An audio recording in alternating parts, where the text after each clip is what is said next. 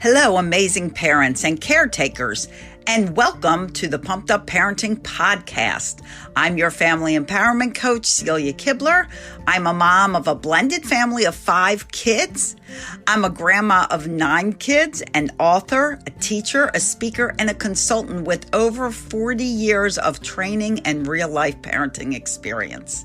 I'm here to offer you practical, doable tips, strategies, and techniques that will pump up your parenting skills and create peace, love, and laughter throughout your family. In addition, I'll be interviewing some great humans that are on a mission to make your life a better, happier, and healthier life. So let's not waste any time and get started with the next episode of the Pumped Up Parenting Podcast.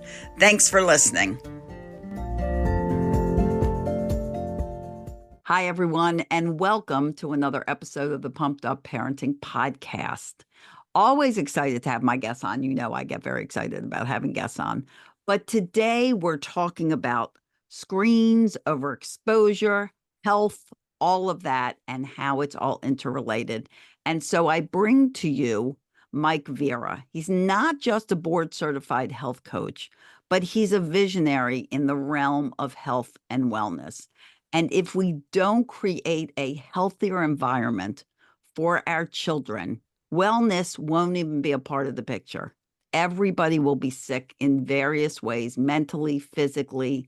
We really need to get a hold of this. So Mike is here to help us understand it, talk about it more, have a good discussion.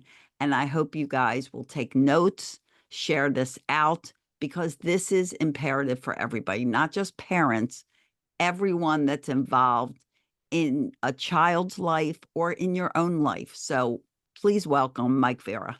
Celia, it's great to be here. Thank you. I'm excited to have you.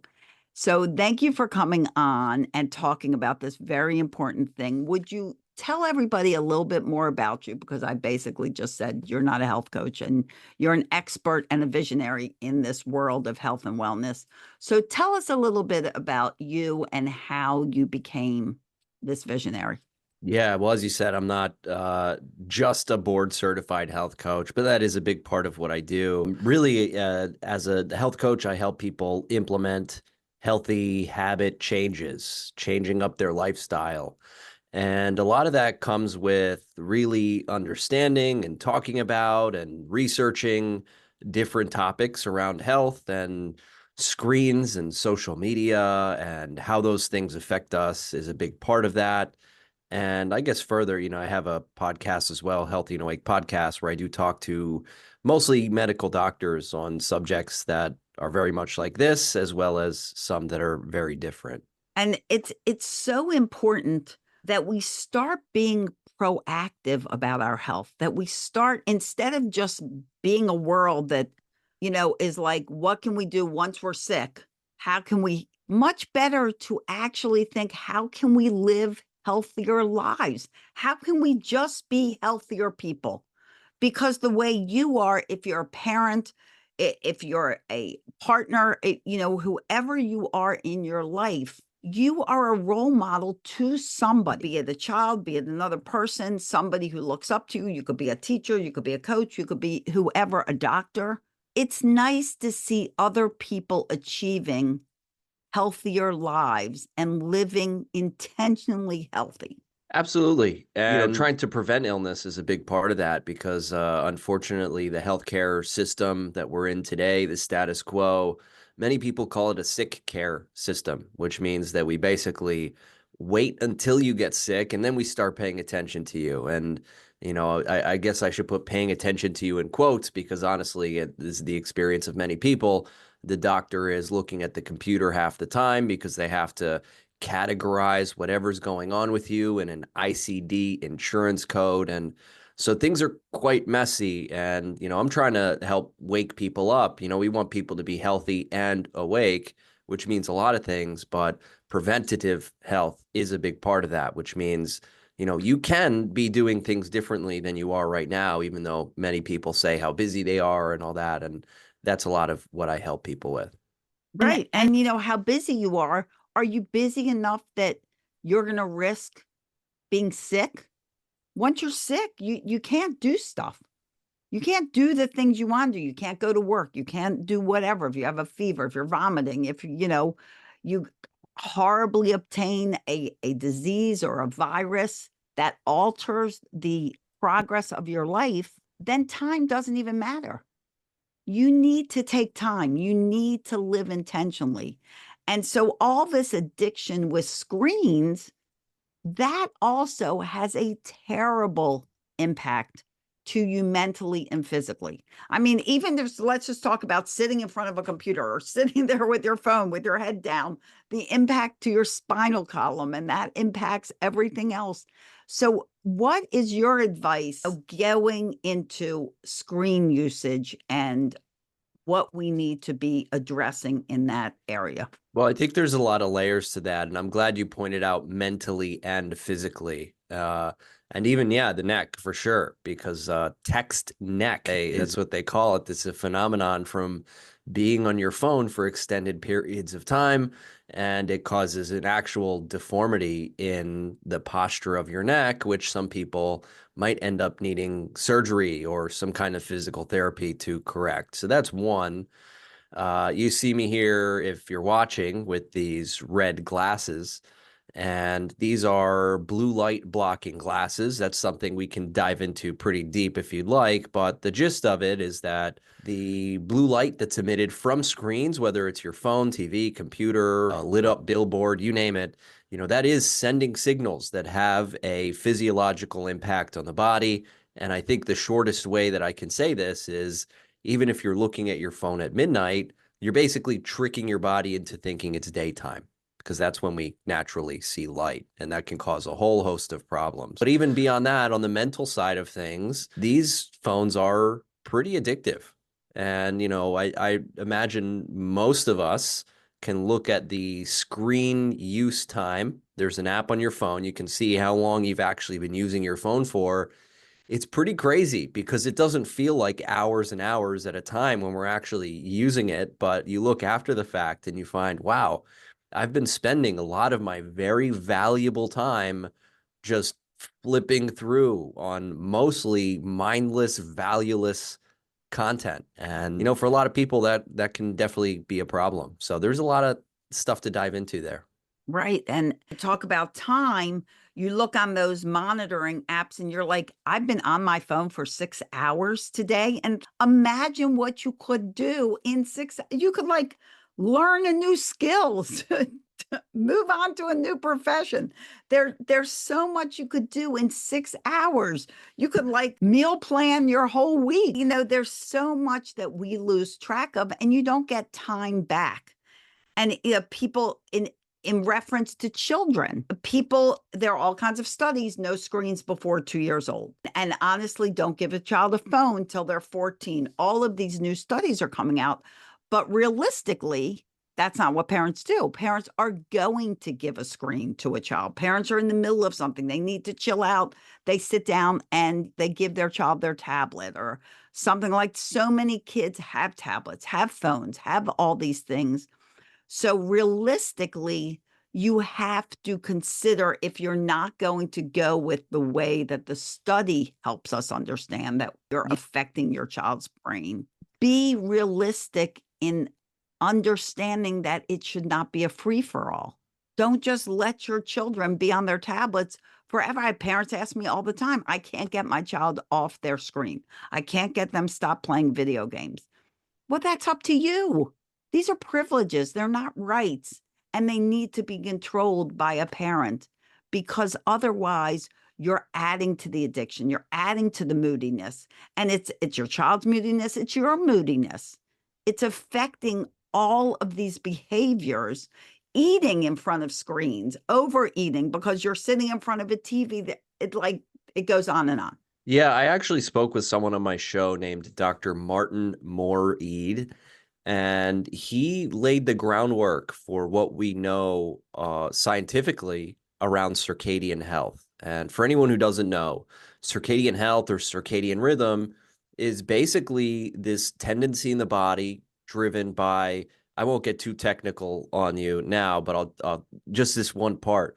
There's a part of the brain called the suprachiasmatic nucleus, which is a long word, but it means It's the part of the brain that regulates the circadian rhythm, which is our body's internal clock. And the reason that's important is because that internal clock is what allows our body to do the functions that we don't think about at the appropriate time. So I'm talking about getting hungry, getting sleepy. Melatonin is driven by the circadian rhythm. So, rhythm would indicate that there's this natural flow to things, and there is a way that it should be. And that's driven by the sunlight we get in our environment or the darkness that happens when the sun goes down. But we've really kind of ruined that rhythm completely. A lot of us don't have a natural circadian rhythm because we're not getting sunlight and we're constantly exposing ourselves to artificial light. And this can cause a whole host of problems. And, I mentioned this guy I had on my show, Dr. Martin Moreed. I asked him explicitly, I said, look, we know this is very important, but imagine now that you're talking to a pregnant mother, she's expecting. What are some of the things that she should know about circadian health? And he said it flat out. This is something you need to pay attention to because it's not only affecting you, but if you're not in a natural circadian rhythm, if you're constantly disrupting it, it's going to impact the quality to the health of the baby that's born. And so that's already setting them up for failures in certain ways, Exactly. health-wise, if that's not paid attention to. And then you just go further from there. And as infants and toddlers and little kids, they're getting exposed to these screens. I could list 20 things of serious problems that might cause. And it's just building this foundation of problems for their health. Yes. There was just a study that came out that parents of this generation are up to about 60% so stressed out, more than any other past generation of parents. They're experiencing all this stress, all this chaos. And parents will tell you, well, there's so much we're doing. We're racing around. We're doing this. We're doing that. They're not enabling downtime for their children. And they are not sleeping well. This addiction to screens and phones, kids, I will have many parents say, well, they watch an hour of screen time before they get ready for bed. Like the single worst thing you can do, because Yeah, it really is. I simply tell parents so that they understand in the simplest way, when a child has a screen in front of their face, their brain goes into party mode. Do you want party mode before bed? No, you want rest mode. Our brains actually have a rest mode. But if you're putting a shiny screen in front of them, you just switch that around and they're not going to be able to settle down and they're not going to be able to sleep and they won't get enough sleep that's needed for their growing bodies. It does have a dopaminergic effect, which means that the blue light itself causes this dopamine response, and that feels good. That's what opiates do. They cause a dopamine response. And even when you eat food that you like, there's a dopamine response. So when we're looking at these phones, it causes this dopamine response that makes us addicted, as you indicate. It also, entertaining, which, when you're entertained and you're seeing this bright light at night, how good of sleep can you really get on a logic level? Like, let me try to lull myself to sleep by looking at this bright screen with all of the entertainment in the world on it. That's kind of just a logic thing. But kids are especially vulnerable to this, not only because of the dopamine, not only because of circadian rhythm, not only because of all the entertainment, but on an EMF level too. I mean, there are actual studies to show that kids, obviously, their skulls are a little less thick. And for that reason, any of the possible negative consequences from electromagnetic frequency, the EMF, the electricity, that is more penetrable through a child's skull, which can cause some serious problems. And I know a lot of people, it's kind of hard to wrap their head around what exactly that means. And a lot of people might dismiss things like that because it's not exactly tangible, like eating sugar and getting diabetes. But there is a lot of good, solid research to show. And one more thing, real quick, even when you open up a brand new phone, if you look at the pamphlet in there, there are warnings telling you explicitly from these companies that there is a cause for concern from things like the EMF that's emitted from these devices. So if you care about your kids and their health, it's strongly advisable that you use caution around how much they're actually using these devices, and it's probably best to keep them away from it completely for as long as you can get away with. Yeah. And I think a big problem is that the adults, the parents, are so addicted to their phones. They always have their phone in their hand. They are the role models for, inappropriate screen usage. And so then they expect their children to do different, or they don't even know how. They'll let teenagers have their phones in their room. Well, I can't take it away. Yes, you can. Because if a child wakes up at 2 a.m. and that phone is sitting there, that child is going to look at that phone to see what they missed. It's like, I'm happy more schools are moving away from having kids keep their phones with them, and they tend to be taking them away, because even if a phone is face down on a school desk, even if they don't lift it up, the distraction of that phone face down on their school desk changes their ability to focus on what they're supposed to be learning. And then the phone itself alters their brain power, their memories, their attention, all this attention deficit, their ability to have executive functions. It's all areas. It is extremely problematic. Yeah, and I don't want to give the impression that I'm some kind of anti-phone or anti-technology person, because obviously these technologies now play a very big role in our lives. And for many of us, I mean, I work online, getting rid of my phone completely is just not doable Right. for me to have my life. And I know a lot of people are in a similar situation. But I do think when you start to look closely at these things, there are people working on technologies, and there are technologies out there now where you can use a phone that is lower EMF and it is lower blue light. I mean, there are devices that have no blue light, and the way the lighting system is set up in the phone, it's actually not harmful at all. And it's just lit by the natural lighting in your environment. So it's quite different. And I think there's a lot to think about even along that, because, these things are accessible. They are out there and available, but most people don't know about them. They're not as well funded or advertised. But I think it goes further than that, because, when you look around at the landscape that we're in today, it seems like just about every decision that we could make around the things around us cause some harm on some level. I'm talking the food we eat, the water we drink, with endocrine disruptors from the plastic, even the air with all kinds of chemicals in the air now, from brake dust to pesticides, which are also on the food. So any direction that we go in, it seems like there's a little bit of harm there. And I call this death by 1,000 cuts, because it's like maybe one of those single things won't completely end your life, but we don't know the cumulative effect of all of these harms together. And so I'm quite suspicious in that way. I don't necessarily think it's just an accident that everything around us seems to be harmful. And I do think the known harms from the technologies that we use, it seems to me that these regulatory agencies are okay with harming us at least a little bit. And when we understand that it doesn't have to be that way, and there are technologies out there that would not harm us at all, that's when you start to really get suspicious. But it's just something to think about. I agree. And it's more understanding that we have control over us. We don't have control over anything else. And we need to impress upon our children that they have control over themselves. They don't have control over anything else.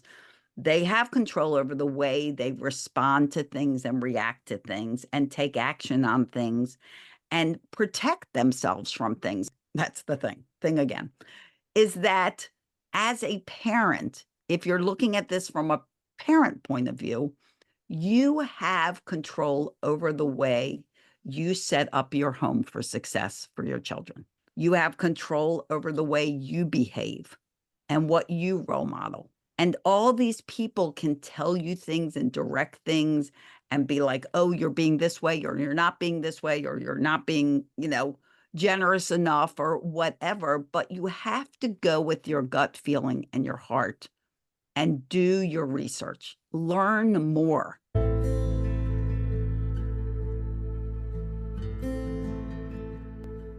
As parents, we all have those moments. The pressure builds up.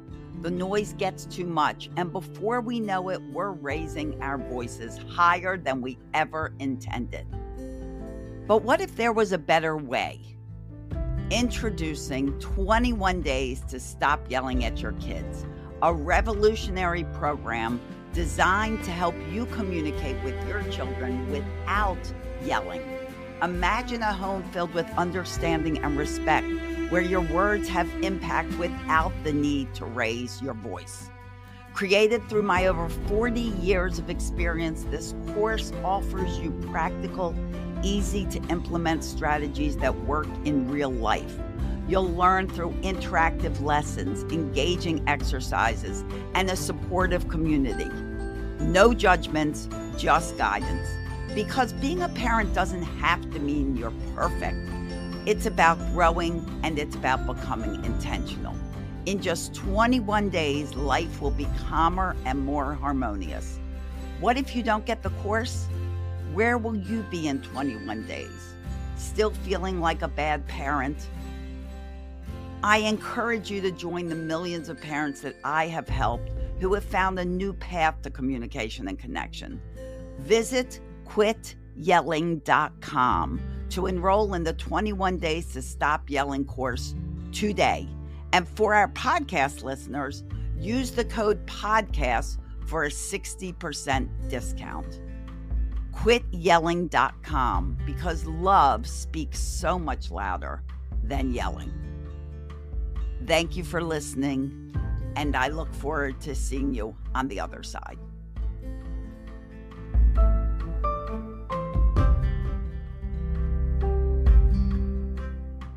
I mean, I congratulate you for listening to this podcast and learning what you might not know if you hadn't listened to this podcast. But it's really up to people to do their own investigation and their own education. Don't just read a headline. Don't just, say, oh, this person believes this, so I believe this. Take it to heart and learn what you can learn and go on with your own views and perspective about how something should be. Learn and do research with a healthy sense of skepticism. And I say that to the parents, for them, but also that's something to instill in your children, a healthy sense of skepticism. One thing that really woke me up to the way the world works is actually a stand-up comedian, George Carlin. And love him.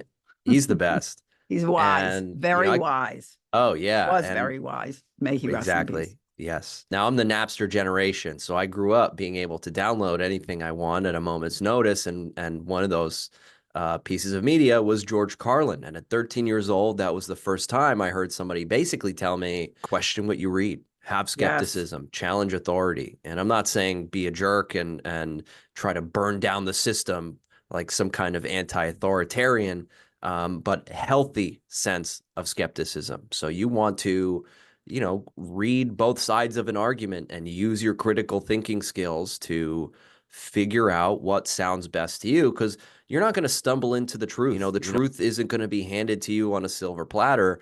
So you really, especially in today's landscape where it is filled with all kinds of corporate propaganda, basically marketing to try to convince you that something's not harmful when it might be, or maybe this is the answer to all your problems when really 5 years down the road, it's going to be pulled from the market. There really is. It's not easy. And I feel for these busy parents, but it does. If you care about your kids and you care about your own health, healthy sense of skepticism can really go a long way. And especially for those children during those critical developmental years where, they're going to be in an education system where people are projecting their values onto your kids, and they're going to be told things that may or may not be true. And one thing that's really going to help them sort that out is this ability and even comfort in asking questions, even when that might be uncomfortable. Because I know very well from my own experience, sometimes teachers don't like being challenged and asked certain questions. So healthy sense of skepticism. Absolutely. And I tell parents a lot that often the qualities that a young child will have that make parenting difficult, they're always asking me why, or they're always, in some kind of negotiation over something I need done. But those are often the qualities that are great when that child becomes an adult. So it's not that you should squash those qualities, is that you should encourage to ask questions, question authority, just teach how to do it respectfully. Like, that's my big thing. Between talking back and talking up, we want children to talk up, but talking back is disrespectful. That's the only difference. Ask me questions, inquire, absolutely be curious. Kids are filled with curiosity. Let them ask questions and learn, and always encourage them to do the same, like you said, with teachers. Just has to be done respectfully, because as you grow up, you want to know that questioning authority is just fine. And doing your research and learning and being skeptical until you feel like you form your beliefs, your valid reasons why you think the way you think. Get to that point and understand that other people that disagree with you also have valid reasons for why they think the way they do. And we are not required to agree. But if somebody thinks a different way, then have a conversation that's respectful and ask them why they think that way, because it might be some reasons you haven't thought of or considered. And this is 100% on the parents, because they're not going to be instilled with a healthy sense of skepticism within the education system. Now, I want to be clear that when I say these sorts of things, I have a lot of respect for teachers, and this isn't a criticism of teachers, at least on a blanket level. Some teachers on an individual level are definitely worthy of criticism, but it's really the system itself. And I don't know if many people are aware of this, but at least in America, the education system was heavily started by John D. Rockefeller, who openly said, I want a nation of workers, not a nation of thinkers. So we have this very industrialized approach to education where we kind of treat all kids within a certain age range the same. And it is, I mean, by definition, a type of indoctrination where they are not really fostering these critical thinking skills and the skepticism, but rather, this is what you need to know, and we want you to regurgitate it all while you listen to authority. And that is an industrial Rockefeller approach to what some people might call education, but to me seems far from that. And so, that's great. Get your kids educated. Obviously, that's very important. And fortunately, we have a lot of options nowadays, either with private schools, homeschooling, things like that. Even online, there are a lot of great programs. But don't expect these educational systems to do this hard work for you and help your kids learn skepticism and critical thinking. Because if anything, they're going to get the opposite of that, because we want obedient kids who are going to listen to their authority figures. And that can be not only very problematic, but if you look around at society today, you can see the evidence of that and why it's problematic all around. Absolutely. That's just such good points you make. And often with schools, especially now more than ever, if a child doesn't obey, and I hate that word obey. I don't hate much that word. I'm not a big fan of. Me too. But I'd rather every parent listening to this replace that word with cooperate. We want children to cooperate. We want children to understand. We want children to question authority. We want to talk about things. We want them involved in becoming a great, successful adult. But in schools, if you don't cooperate, you don't obey, now the quick fix is drugs. You need to have your child evaluated. They're not going along with the rest of the class. They're not doing this. They're not doing that. You really need to check to see if they have ADD, ADHD, OCD, autism, all the list of things that so many children are being diagnosed with today that are only reflective of the fact that they're children. Toddlers are the definition of ADHD. By definition, that's a toddler. Your toddler doesn't have ADHD. Your toddler is being a toddler. They're full of energy. Their attention's everywhere. They're excited to learn. They're curious. They want to touch, smell, feel, taste. That's them, because they've only been on this earth for a little bit. But in schools now, it's like, get them checked, get them evaluated. Okay, now they need to be on drugs. Now we have classrooms of little zombies. And a zombie cannot ask. It cannot question. It just kind of becomes a robot. Sorry, get a little passionate about that. No, don't be sorry. I mean, you're right. It really is indicative of how broken the system is, where instead of saying, well, look, all of these young boys and girls are being drugged. So instead of saying, what's wrong with the system? How can we fix the system? Clearly there's something wrong with our approach. We instead pathologize the kids themselves who want to be out playing and moving and learning and interacting with the world and thinking about things as they explore and just experience life in this new way as they grow up. And so instead of catering to the sensitivities of this young generation of minds, we instead say, well, let's drug them with amphetamines and antidepressants so that they can better fit our broken system. And I mean, Yes, it's just such an authoritarian, backwards approach that seems to be, it doesn't value human life. I mean, that's just my assessment. Yeah. exactly. How can you Certainly value doesn't value wellness. right? I mean, if the answer is just, well, let's give them these pills and that'll fix all our problems. Look, I'm not some kind of total anti-pharmaceutical person. I'm very critical of the pharmaceutical industry, and I totally get maybe there are kids out there who need certain medications. I understand that, And but there are. We're not denying there's mental health issues. absolutely. But when you look at the level that things are at today, there's no denying this is a problem with the system and something seriously needs to be done about it. I so agree. And going back to screen usage, and you mentioned the outside, parents don't even know, parents today, many parents today, I don't want to make a generalization, don't even know what to do with their kids except for a screen. I can't tell you how many parents have said to me, and as sad as this is, I don't even know how to play with my child. What do I do if I don't give them a screen to occupy them? And that is a very sad state of affairs that a parent doesn't even think of. Let's go outside and run around. Let's go outside and play. Let's go to a park. Let's go to a playground. Let's take a walk around the block. Let's put on some music and dance. These things don't come automatically. Instead, they're like, go watch your tablet, go watch a show. It doesn't matter their age. And then that's causing all its own mental destruction, all these other cognitive difficulties like lack of focus, moodiness, aggression, all these problems that people are like, we need drugs for, are being caused by overusage of screens and the lack of natural play and enjoyment. I do feel for the parents because they do have a lot on their plates, especially first-time parents, right? They're kind of figuring things out. They have all kinds of obligations. They're busy at work, and the economy isn't in the best state right now, and all these things. I could just keep going on and on about how things are difficult for parents, and so I do feel Absolutely. for them. But at the same time, if they do care about the health of their children, that effort is required. You're already putting in the effort for all these other obligations.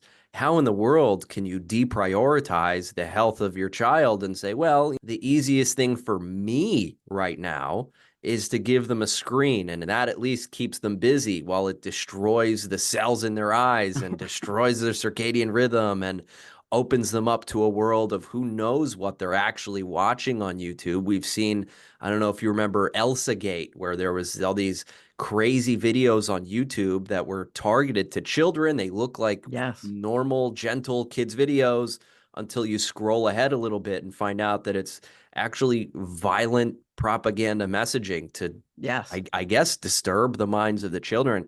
So yeah, again, if you do care about the health of your child and how they grow up and what is being wired in their brain fundamentally, this is something you have to really prioritize. It is important, and you should recognize that and treat it as such.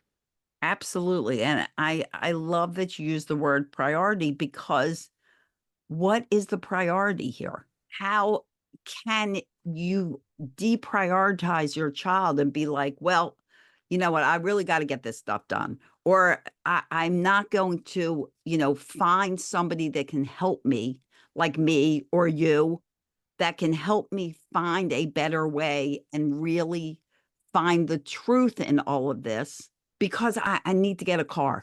except that the mental health of your child somewhere is going to catch up to you financially, and your mental health will catch up to you financially. You have to prioritize health and well-being, or there is nothing else. If you are not healthy, there's nothing else. If your child is not healthy, then it becomes the priority. How about we be proactive and we discover and learn the better ways to help ourselves and our children live healthier, more abundant lives? I think one thing that's different for parents than people who don't have kids is when you look at something like values. Because believe it or not, I work with a lot of individuals who are full-grown adults, and you say, like, what are your values in life? Some of them don't know at all. And that's something to work on. That's actually something that can make it tough for them to accomplish their own health goals. But I do find when I talk to parents, even if they themselves aren't in touch with what their own values are, by having a child that they're responsible for, it actually causes them to reflect, what are the values that I want my child to have? And so then you have this vicarious relationship where the parent is discovering their own values as they try to instill values in their children. So that's a good thing. That can be very powerful for helping both the child and the parent. And I think that's really a big place that kind of fuels whether or not you're going to allow your child to be using these screens or not, or whether you're going to monitor what they're actually looking at on these screens. And so what are your values, and how do you want those to be instilled in your children? And I think once you explore that and you seek for answers and you really spend time reflecting on, okay, I have my answers, I know what the values I have and the values I want for my child. So how are we going to make that happen? And maybe that's not the easiest thing in the world, but for the human life that you're responsible for, I think that's definitely something worth putting time into thinking about and actually implementing. Absolutely. And now that, Mike said that, I encourage you, do that as your homework. After you're done listening to this podcast, sit down, make a list of your core values, make a list of your goals, make a list of what you want your children to be as they grow up to become adults. Because, I've said many times, we're raising adults. We're not raising children. Children are already children. It's our job to raise a self-reliant, confident, happy, kind, compassionate, list all the adjectives that you want, adult. That's what we're doing. We're putting the next adult into the world, the next generation. What do you want that person to be? Who do you want that person to be? And are you being the person you want them to be because you're their strongest role model? An environment, once you figure out the values and what you want for your future adult, your environment plays a big role in that. And I know you and I have another conversation scheduled where we're going to dive deeper into propaganda. But I actually, if I may, I do see that as relevant here because Absolutely. May away. Awesome. Well, very briefly, propaganda, advertising, marketing, all of these influence efforts as adults, that affects us quite a bit, more than we realize. And it's something we almost never pay attention to, but it's constantly nudging us in certain directions. Do these things, believe these things, buy these things. All of that is fueled by nudges in our environment. And I'm bringing that up because that definitely applies to kids as well. And I'm not suggesting you launch a propaganda assault against your children, but I'm saying that to highlight that the way you construct your environment, the messages that are constantly that they're receiving, even the imagery, the music, the lighting, every detail that you can imagine in your environment is shaping them in some way.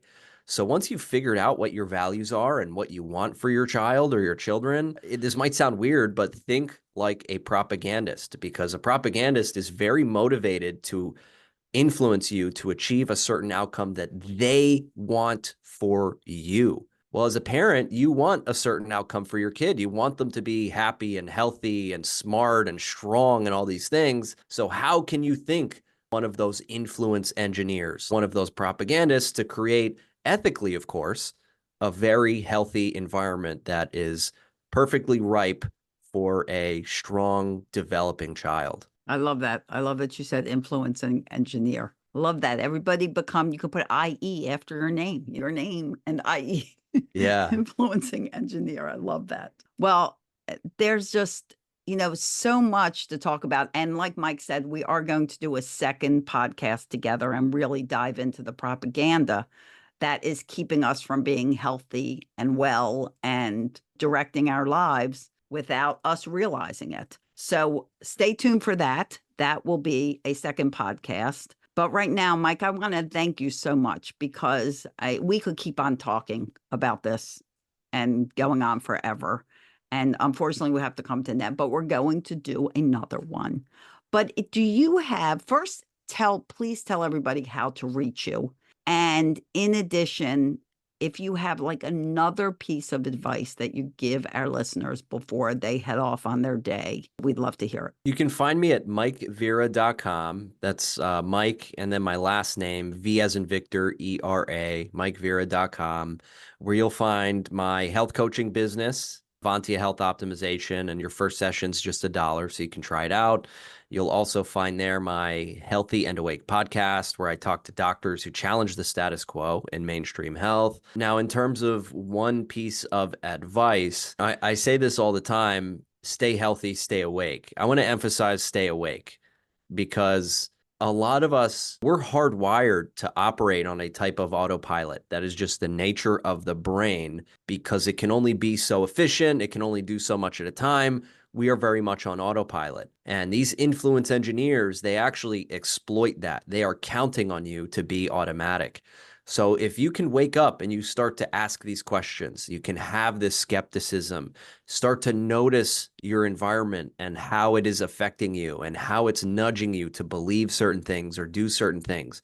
Once you're awake to all that, you really automatically have much more control over your own life, which will benefit not only you, but your children and the people around you. Because once you're really awake, you can start to radiate outwards intentionality and positivity, whatever it is that you want from your life, you can start to reflect back outwards. And that's how you really have a tremendous positive impact on the world. So stay healthy, stay awake. I love that. Stay healthy, stay awake. And just, take that to heart, guys. Do a little exercise we encourage you to do. And really, I would encourage you to write that somewhere. Stay healthy, stay awake. Put it in a big sign in your kitchen, in your bathroom, in your living room, so your kids also understand what that means. Such wisdom. Mike, I'm really thrilled that you were here. And like I said, we're going to do another one. Thank you so much for joining me. Celia, this was fun. Thank you so much. My pleasure.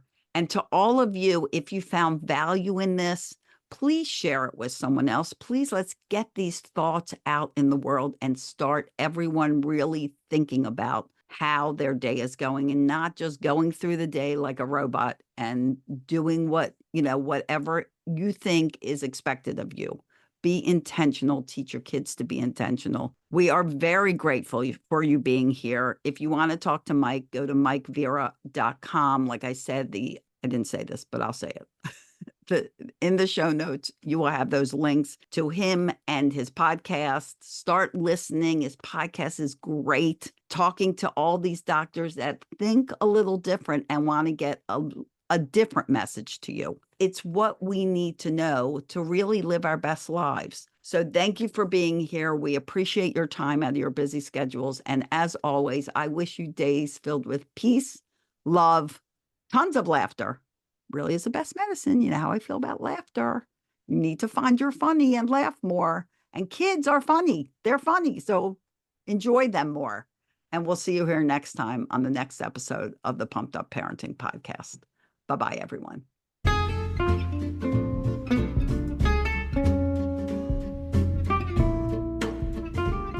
Thank you for listening to the Pumped Up Parenting Podcast. If this episode was helpful to you, please share it with a friend and leave us a review that will help others. Wonder why kids don't come with a manual? Well, wonder no more, because I wrote you one, and it's just won a wonderful Mom's Choice Award. Go to celiasbooks.com and buy your copy of Raising Happy Toddlers, as well as my children's books. I appreciate you being part of my mission to help 10 million parents stop yelling at their kids. Please be intentional and hug on those kids of yours. See you at the next episode.